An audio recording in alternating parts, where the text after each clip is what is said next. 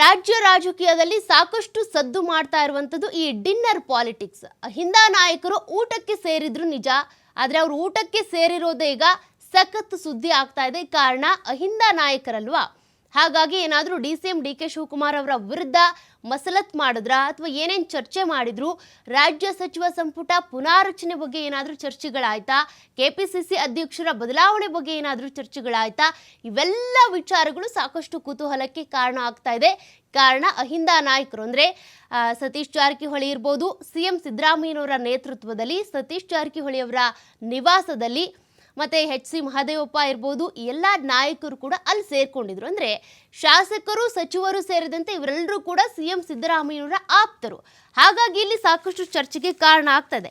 ಇನ್ನು ಸತೀಶ್ ಜಾರಕಿಹೊಳಿ ಅವರ ಮನೆಯಲ್ಲಿ ಇವರೆಲ್ಲರೂ ಊಟಕ್ಕೆ ಸೇರಿದ್ದಕ್ಕೆ ಸಂಬಂಧಪಟ್ಟಂತೆ ಅನೇಕ ಚರ್ಚೆಗಳಾಗ್ತಾ ಇತ್ತು. ಇದಕ್ಕೆ ನಿನ್ನೆ MB ಪಾಟೀಲ್ ಅವರು ಕೂಡ ಪ್ರತಿಕ್ರಿಯೆ ಕೊಟ್ಟರು. ಊಟಕ್ಕೆ ಸೇರಿದ್ರಷ್ಟೇ, ಸಾಮಾಜಿಕ ವಿಚಾರಗಳು ಸಮಸ್ಯೆಗಳ ಬಗ್ಗೆ ಚರ್ಚೆ ಮಾಡಿದ್ದಾರಷ್ಟೇ, ಅದನ್ನು ಹೊರತುಪಡಿಸಿದ್ರೆ ಬೇರೆ ಯಾವುದೇ ರಾಜಕೀಯ ಇಲ್ಲ ಅಂತ ಕೂಡ MB ಪಾಟೀಲ್ ಅವರು ಹೇಳ್ತಾ ಇದ್ರು. ಈಗ ಊಟಕ್ಕೆ ಸೇರುವುದೇ ತಪ್ಪೆ ಅಂತ CM ಸಿದ್ದರಾಮಯ್ಯನವರು ಕೂಡ ನಿನ್ನೆ ಪ್ರತಿಕ್ರಿಯೆಯನ್ನ ಕೊಟ್ಟರು. ನಾವು ಊಟಕ್ಕೆ ಅಂತ ಸೇರಿದ್ವಪ್ಪ, ಒಂದಷ್ಟು ಸಮಸ್ಯೆಗಳು ಅಂತ ಬಂದಾಗಲೂ ಚರ್ಚೆ ಮಾಡ್ತೀವಿ. ಇವಾಗ ನಮ್ಮ ರಾಜ್ಯ ಸಚಿವ ಸಂಪುಟದಲ್ಲಿ ಯಾರೇ ನಾಯಕರು ಊಟಕ್ಕೆ ಕರೆದ್ರೂ ಕೂಡ ನಾನು ಹೋಗ್ತೀನಿ, ಅದೇ ರೀತಿಯಾಗಿ ಅವ್ರ ಮನೆಗೂ ಹೋಗಿದ್ವಿ, ಒಂದಷ್ಟು ವಿಚಾರಗಳು ಚರ್ಚೆ ಆಯಿತು. ಅಂದರೆ ರಾಜಕೀಯ ವಿಚಾರಗಳು ಅಲ್ಲ ಅಂತ ಬೇಸರವನ್ನು ವ್ಯಕ್ತಪಡಿಸಿದ್ರು ನಿನ್ನೆ CM ಸಿದ್ದರಾಮಯ್ಯನವರು. ಅದೇ ರೀತಿಯಾಗಿ MB ಪಾಟೀಲ್ ಅವರು ಪ್ರತಿಕ್ರಿಯೆ ಕೊಟ್ಟರು. ಎಲ್ಲರೂ ಹೇಳ್ತಾ ಇರುವಂಥದ್ದು ಏನಂದರೆ, DCM DK ಶಿವಕುಮಾರ್ ಅವರು ವಿದೇಶದಲ್ಲಿ ಪ್ರವಾಸದಲ್ಲಿರುವಂಥ ಸಂದರ್ಭದಲ್ಲಿ CM ಸಿದ್ದರಾಮಯ್ಯನವರ ನೇತೃತ್ವದಲ್ಲಿ ಯಾಕೆ ಇಲ್ಲಿ ಸಭೆ ಆಯಿತು, ಅಥವಾ ಡಿನ್ನರ್ ಮತ್ತು ಊಟದ ನೆಪದಲ್ಲಿ ಏನಾದರೂ ಚರ್ಚೆ ಮಾಡಿದ್ರ, ಅದು ಸಾಕಷ್ಟು ಚರ್ಚೆ ಕಾರಣ ಆಗ್ತದೆ. ಇನ್ನು ತಾಲೂಕ್ ಪಂಚಾಯತಿ ಜಿಲ್ಲಾ ಪಂಚಾಯತಿ ಚುನಾವಣೆ ಕುರಿತು ಕೂಡ ಪ್ರತಿಕ್ರಿಯೆ ಕೊಟ್ಟಿದ್ದಾರೆ CM ಸಿದ್ದರಾಮಯ್ಯನವರು. ನಿನ್ನೆ ಯಾವ ರೀತಿಯಾಗಿ ಯಾವಾಗ ಪಂಚಾಯತಿ ಚುನಾವಣೆಗಳನ್ನು ನಡೆಸಬೇಕು ಅಂತ. ಅಂದರೆ ಈಗ ನೋಡಿ, ಅಧಿಕಾರಕ್ಕೆ ಬಂದು 1.5 ವರ್ಷ ಆದರೂ ಕೂಡ ಚುನಾವಣೆಗಳು ಅಂತ ಬಂದಾಗ ಸ್ಥಳೀಯ ಸಂಸ್ಥೆಗಳ ಚುನಾವಣೆಗಳಾಗಿಲ್ಲ. ಜೊತೆಗೆ ಒಂದಷ್ಟು ಅಭಿವೃದ್ಧಿ ಪರ ಕಾರ್ಯಗಳನ್ನು ಮಾಡಬೇಕು ಅಂತ ಅಂದರೆ ಆಯಾ ಸಂಸ್ಥೆಗಳು ಮತ್ತು ಆಯಾ ಜಿಲ್ಲಾ ಪಂಚಾಯತಿ ತಾಲೂಕ್ ಪಂಚಾಯತಿಯಲ್ಲಿ ಅಧ್ಯಕ್ಷರು ಇರಬೇಕಾಗುತ್ತೆ, ಹೊಸ ಅಧ್ಯಕ್ಷರನ್ನ ಆಯ್ಕೆ ಮಾಡಬೇಕಾಗುತ್ತೆ. ಎಲ್ಲ ಚುನಾವಣೆಗೂ ಸಂಬಂಧಪಟ್ಟಂತೆ ಕೂಡ CM ಸಿದ್ದರಾಮಯ್ಯನವರು ಪ್ರತಿಕ್ರಿಯೆ ಕೊಟ್ಟಿದ್ದಾರೆ. ಯಾವಾಗ ಎಲ್ಲೆಲ್ಲಿ ಚುನಾವಣೆಗಳಾಗಬೇಕು, ಜೊತೆಗೆ ಅಭ್ಯರ್ಥಿಗಳಂತ ಬಂದಾಗ ಯಾರು ನಿಲ್ತಾರೆ, ಹೇಗೆ ಗೆಲ್ಲೋದು, ಹೇಗೆ ಚುನಾವಣೆ ನಡಿಬೇಕು, ಅದ್ರ ಬಗ್ಗೆ ಕೂಡ ಒಂದಷ್ಟು ಪ್ರತಿಕ್ರಿಯೆ ಕೊಟ್ಟಿದ್ದಾರೆ. ಬಟ್ ಇವೆಲ್ಲವೂ ಕೂಡ ಸಾಕಷ್ಟು ಚರ್ಚೆಗೆ ಕಾರಣ ಆಗ್ತಾ ಇರೋದು ಇಲ್ಲಿ. ಒಂದು ಒಕ್ಕಲಿಗ ನಾಯಕ ಅಂತ ಬಂದಾಗ DCM DK ಶಿವಕುಮಾರ್, ಮತ್ತೊಂದು ಕಡೆ ಅಹಿಂದ ನಾಯಕ CM ಸಿದ್ದರಾಮಯ್ಯ.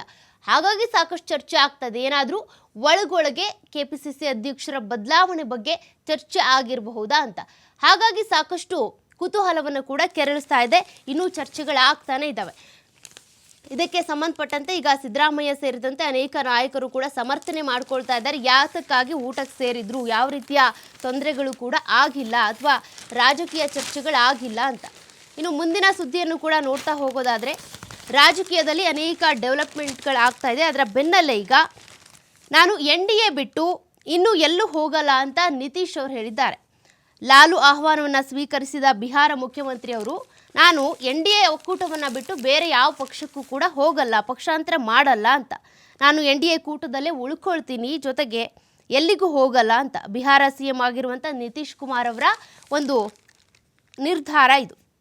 ನಿತೀಶ್ ಅವರು ಇಂಡಿಯಾ ಕೂಟಕ್ಕೆ ಬರೋದಾದರೆ ಸ್ವಾಗತ ಎಂಬ RJD ಮುಖ್ಯಸ್ಥ ಲಾಲು ಪ್ರಸಾದ್ ಯಾದವ್ ಅವರ ಹೇಳಿಕೆಗೆ ಪ್ರತಿಕ್ರಿಯೆ ಕೊಟ್ಟಿರುವಂಥ ನಿತೀಶ್ ಕುಮಾರ್ ಅವರು, NDA ಜೊತೆಗೆ ನಾನು ಉಳಿದುಕೊಳ್ತೀನಿ. NDA ಅಂತ ಅಂದರೆ BJP ಇರುವಂಥ ಮೈತ್ರಿಕೂಟ, ಅದರಲ್ಲೇ ನಾನು ಇರ್ತೀನಿ ಹೊರತು ಬೇರೆ ಯಾವ ಕೂಟಕ್ಕೂ ಬೇರೆ ಯಾವ ಪಕ್ಷಕ್ಕೂ ಪಕ್ಷಾಂತರ ಮಾಡಲ್ಲ ಅಂತ. ಜೊತೆಗೆ ನಾವು 2 ಸಲ ಆಕಸ್ಮಿಕವಾಗಿ ಅಲ್ದಾಡಿದ್ದೇವೆ. ಅಂದರೆ ಪಕ್ಷಾಂತರ ಮಾಡ್ತಾ ಇದ್ರು ಯಾವ ರೀತಿಯಾಗಿ ನಿತೀಶ್ ಕುಮಾರ್ ಅವರನ್ನು ನೀವು ಗಮನಿಸಿದ್ದೀರಾ. ಅದೇ ರೀತಿಯಾಗಿ ಈಗಲೂ ಕೂಡ ಏನಾದರೂ ಪಕ್ಷಾಂತರ ಮಾಡ್ತಾರಾ ಅನ್ನುವಂಥ ಒಂದಷ್ಟು ಚರ್ಚೆಗಳಿತ್ತು.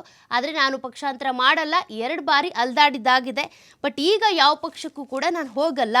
ಮೊನ್ನೆ ಲಾಲು ಪ್ರಸಾದ್ ಯಾದವ್ ಅವರು ನಿತೀಶ್ ಕುಮಾರ್ ಅವರು ಇಂಡಿಯಾ ಕೂಟಕ್ಕೆ ಮರಳಿ ಬರೋದಾದರೆ ಬರಲಿ, ಅವರನ್ನು ಕ್ಷಮಿಸಿ ನಾವು ಸ್ವಾಗತಿಸ್ತೀವಿ, ಕರ್ಕೋತೀವಿ ಅಂತ ಏನು ಹೇಳಿದ್ರಲ್ಲ, ಆ ಹೇಳಿಕೆಗೆ ಸಂಬಂಧಪಟ್ಟಂತೆ ಇವರು ನಿತೀಶ್ ಕುಮಾರ್ ಅವರು ಪ್ರತಿಕ್ರಿಯೆ ಕೊಟ್ಟಿದ್ದಾರೆ.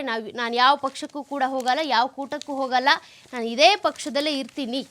ಈ ಹಿಂದೆ ಕೂಡ ಅನೇಕ ಚುನಾವಣೆಗಳ ಸಂದರ್ಭದಲ್ಲಿ, ಸೋಲು ಗೆಲುವಿನ ಸಂದರ್ಭದಲ್ಲಿ ಪಕ್ಷವನ್ನು ಬದಲಾಯಿಸಿದ್ದೇನೆ, ಹಾಗಂತ ಈಗಲೂ ಕೂಡ ಪಕ್ಷಾಂತರ ಮಾಡ್ತೀನಿ ಅಂತ ಅಲ್ಲ, ನಾನು ಇದೇ ಕೂಟದಲ್ಲೇ ಉಳ್ಕೊಳ್ತೀನಿ ಅಂತ ನಿತೀಶ್ ಕುಮಾರ್ ಅವರು ಹೇಳಿದ್ದಾರೆ. ಅಲ್ಲಿಗೆ ಬಿಹಾರದ ಮುಖ್ಯಮಂತ್ರಿ ಆಗಿರುವಂಥ ನಿತೀಶ್ ಕುಮಾರ್ ಅವರು NDA ಒಕ್ಕೂಟ ಬಿಟ್ಟು ಬೇರೆ ಎಲ್ಲೂ ಕೂಡ ಹೋಗಲ್ಲ, ಬಿಜೆಪಿ ಜೊತೆನೆ ಉಳ್ಕೊಳ್ತಾರೆ, ಬಿಜೆಪಿಗೆ ಬೆಂಬಲವನ್ನ ಕೊಡ್ತಾರೆ ಅನ್ನೋದು ಅಲ್ಲಿಗೆ ಸಾಬೀತಾಯ್ತು. ಇನ್ನು ಅದೇ ರೀತಿಯಾಗಿ ಮುಂದಿನ ಸುದ್ದಿ ಅಂತ ಬಂದ್ರೆ ವಿಜಯ ಕರ್ನಾಟಕ ಪತ್ರಿಕೆಯಲ್ಲಿ ಯಾವೆಲ್ಲ ಸುದ್ದಿಗಳಿದ್ದಾವೆ, ಮುಖಪುಟದಲ್ಲಿ ಯಾವ ಸುದ್ದಿ ಇದೆ ಅದನ್ನ ನೋಡೋದಾದ್ರೆ, ಇನ್ನು ಕನ್ನಡದ ನಾಡಿ ಏನಿದ್ದಾರೆ ಸಾವನ್ನಪ್ಪಿದ್ದಾರೆ, ನಿಧನರಾಗಿದ್ದಾರೆ. ಶಿವಮೊಗ್ಗದ ಮಲೆನಾಡಿನ ಅತ್ಯಂತ ಪ್ರಮುಖ ಸಾಹಿತಿ ಆದಂಥ ನಾರ್ಬರ್ಟ್ ಡಿಸೋಜಾ ಅವರು ನಿಧನರಾಗಿದ್ದಾರೆ. ಇವತ್ತು ಅವರ ಅಂತ್ಯಕ್ರಿಯೆ ಸಾಗರದಲ್ಲಿ ನಡೆಯುತ್ತೆ.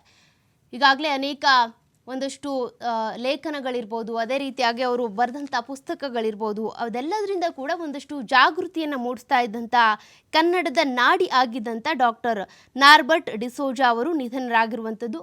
ವಯೋಸಹಜ ಕಾಯಿಲೆಯಿಂದ ಬಳಲ್ತಾ ಇದ್ರು ಅವರು. 3 ತಿಂಗಳಿಂದ ಕೂಡ ಪುತ್ರಿ ಶೋಭಾ ನರೇಶ್ ಅವರ ಮನೆಯಲ್ಲೇ ಉಳ್ಕೊಂಡಿದ್ರು. 87 ವರ್ಷ ವಯಸ್ಸಾಗಿತ್ತು ಅವರಿಗೆ. ಫಾದರ್ ಮುಲ್ಲರ್ ಆಸ್ಪತ್ರೆಗೆ ಅವರನ್ನ ದಾಖಲಿಸಲಾಗಿತ್ತು. ಅಂದರೆ ಮಂಗಳೂರಿನಲ್ಲಿ ಇರುವಂಥ ಆಸ್ಪತ್ರೆಗೆ ಅವರು ಬಹಳ ಅಸ್ವಸ್ಥರಾಗಿದ್ದರಿಂದ ಅಡ್ಮಿಟ್ ಮಾಡಲಾಗಿತ್ತು. ಅಲ್ಲೇ ಚಿಕಿತ್ಸೆಯನ್ನು ಕೊಡಿಸ್ತಾ ಇದ್ರು. ಬಟ್ ಅವರು ಚಿಕಿತ್ಸೆಗೆ ಸ್ಪಂದಿಸಿಲ್ಲ. ಹಾಗಾಗಿ ಚಿಕಿತ್ಸೆ ಫಲಕಾರಿಯಾಗದೆ ಸಾವನ್ನಪ್ಪಿದ್ದಾರೆ. ವಯೋಸಹಜವಾಗಿ 87 ವರ್ಷ ಅಂದರೆ ವಯೋಸಹಜವಾಗಿ ಒಂದಷ್ಟು ಕಾಯಿಲೆಗಳು ಬರ್ತಾವೆ. ಅಂಗಾಂಗ ವೈಫಲ್ಯ ಇರ್ಬೋದು, ಹೀಗೆ ಅನೇಕ ಸಮಸ್ಯೆಗಳು ಉಂಟಾಗ್ತವೆ. ಅದೇ ರೀತಿಯಾಗಿ ಡಾಕ್ಟರ್ ನಾರ್ಬರ್ಟ್ ಅವ್ರಿಗೂ ಕೂಡ ಸಮಸ್ಯೆಗಳು ಉಂಟಾಗಿದ್ವು. ಕೊನೆ ಹಂತದಲ್ಲಿ ಅವರು ಆಸ್ಪತ್ರೆಯಲ್ಲೇ ಕೊನೆಯುಸಿರು ಎಳೆದಿರುವಂಥದ್ದು. ಇವರ ಪುತ್ರ ಹಾಗೂ ಪುತ್ರಿಯರನ್ನು ನೋಡೋದಾದರೆ ಪತ್ನಿ ಫಿಲೋಮಿನಾ, ಪುತ್ರಿ ಶೋಭಾ ಹಾಗೂ ಪುತ್ರರಾಗಿರುವಂಥ ನವೀನ್ ಮತ್ತು ಸಂತೋಷ್ ಇದ್ದಾರೆ. ಇವರೆಲ್ಲರನ್ನೂ ಕೂಡ ನಾರ್ಬರ್ಟ್ ಅವರು ಅಗಲಿದ್ದಾರೆ. ಇನ್ನು ಡಿಸೋಜಾ ಅವರು ತಮ್ಮ ಸೃಜನಶೀಲ ಬರವಣಿಗೆ ಮೂಲಕ ನಾಡಿನೆಲ್ಲೆಡೆ ಅಸಂಖ್ಯಾತ ಅಭಿಮಾನಿಗಳನ್ನು ಗಳಿಸ್ಕೊಂಡಿದ್ರು. ಹಂಪಿ ಕನ್ನಡ ವಿವಿ ಸೇರಿದಂತೆ ಕೊಂಕಣಿ ಸಾಹಿತ್ಯ ಅಕಾಡೆಮಿ ಸದಸ್ಯರೂ ಆಗಿದ್ರು. ಕನ್ನಡ ಪುಸ್ತಕ ಪ್ರಾಧಿಕಾರದ ಸದಸ್ಯರಾಗಿದ್ದರು. 2007ರಲ್ಲಿ ಕುವೆಂಪು ವಿಶ್ವವಿದ್ಯಾಲಯ ಗೌರವ ಡಾಕ್ಟರೇಟ್ ನೀಡಿ ಇವರಿಗೆ ಗೌರವಿಸಿದೆ. ಏನೇನು ಪ್ರಶಸ್ತಿಗಳು ಲಭ್ಯವಾಗಿದ್ದಾವೆ ಅನ್ನೋದನ್ನ ನೋಡೋದಾದ್ರೆ, ರಾಜ್ಯೋತ್ಸವ ಪ್ರಶಸ್ತಿ, ಪಂಪ ಪ್ರಶಸ್ತಿ, ಕರ್ನಾಟಕ ಸಾಹಿತ್ಯ ಅಕಾಡೆಮಿ ಪುರಸ್ಕಾರ, ನಿರಂಜನ ಸಾಹಿತ್ಯ ಪ್ರಶಸ್ತಿ, ಹಾಗೆ ಆಳ್ವಾಸ್ ನುಡಿಸಿರಿ ಅಧ್ಯಕ್ಷತೆ ಗೌರವ, ಶಿವಮೊಗ್ಗ ಜಿಲ್ಲಾ ಕನ್ನಡ ಸಾಹಿತ್ಯ ಸಮ್ಮೇಳನದ ಅಧ್ಯಕ್ಷತೆ ಗೌರವ ಕೂಡ ಇವ್ರಿಗೆ ಸಿಕ್ಕಿದೆ. 2014ರಲ್ಲಿ ಮಡಿಕೇರಿಯಲ್ಲಿ ನಡೆದ 80ನೇ ಕನ್ನಡ ಸಾಹಿತ್ಯ ಸಮ್ಮೇಳನದ ಸರ್ವಾಧ್ಯಕ್ಷರು ಆಗಿ ಇವರು ಗೌರವಾನ್ವಿತರಾಗಿದ್ದರು. ಇನ್ನು 44 ಕಾದಂಬರಿಗಳು, ಮಕ್ಕಳಿಗಾಗಿ 28 ಕೃತಿಗಳು, 100 ಸಣ್ಣ ಕಥೆಗಳನ್ನು, 3000ಕ್ಕೂ ಹೆಚ್ಚು ಲೇಖನಗಳನ್ನು ಬರೆಯೋದ್ರ ಮೂಲಕ ಇವರು ಫೇಮಸ್ ಆಗಿದ್ರು. ಬಟ್ ಈಗ ಇಂತಹ ಒಬ್ಬ ಪ್ರಖ್ಯಾತ ಸಾಹಿತಿಯನ್ನ ಕನ್ನಡ ನಾಡು ಕಳ್ಕೊಂಡಿದೆ. ಇವತ್ತು ಅವರ ಅಂತ್ಯಕ್ರಿಯೆ ಸಾಗರದಲ್ಲಿ ನಡೆಯುತ್ತೆ. ಅದಕ್ಕೆ ಬೇಕಾಗಿರುವಂಥ ಎಲ್ಲ ಸಿದ್ಧತೆಗಳು ಕೂಡ ನಡೀತಾ ಇದ್ದಾವೆ.